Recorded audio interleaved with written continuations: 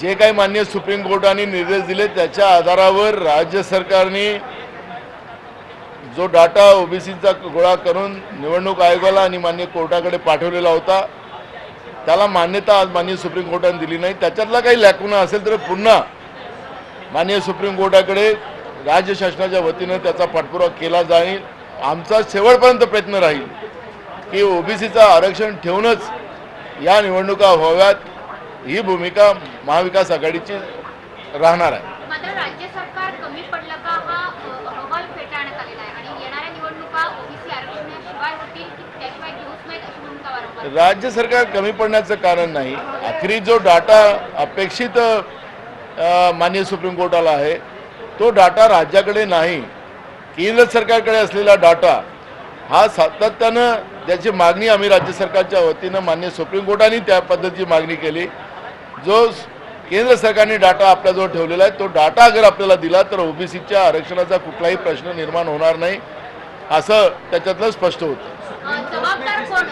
OBC आरक्षणाशिवाय निवडणुका घ्याव्याच लागल्या, OBC आरक्षण गेलं तर याला जबाबदार कोण?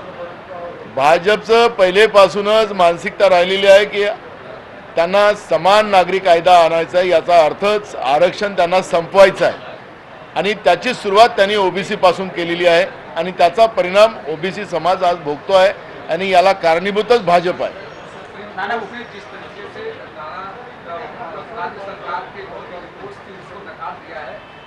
क्या लगता है कि आपको राज्य सरकार सही तरीके से कन्विंस नहीं कर पा रही है या जो रिपोर्ट चाहिए वो नहीं दे पा रही? मूल इश्यू आपको पता होगा कि राज्य सरकार के माध्यम से केंद्र सरकार के पास 2011 का जो डॉक्टर मनमोहन सिंह साहब के समय जो जनगणना हुई थी उस समय का डाटा जो है वो मांगने की कोशिश की गई।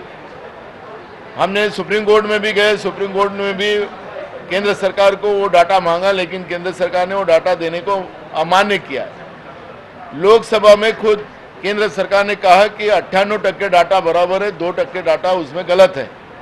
98% डाटा अगर आज सही है तो देने में केंद्र सरकार का क्या हर्ज है, ये सवाल है।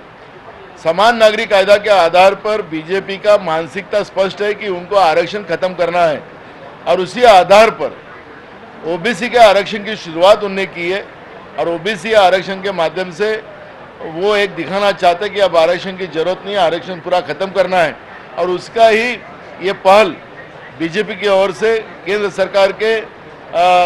सरकार के माध्यम से वो कर रहे हैं और उससे ओबीसी के आरक्षण का प्रश्न खड़ा हुआ है। इसकी सभी जवाबदारी जो आरक्षण की होती है बीजेपी ओबीसी का नुकसान करने की जो जवाबदारी जो है वो बीजेपी पे जाती है।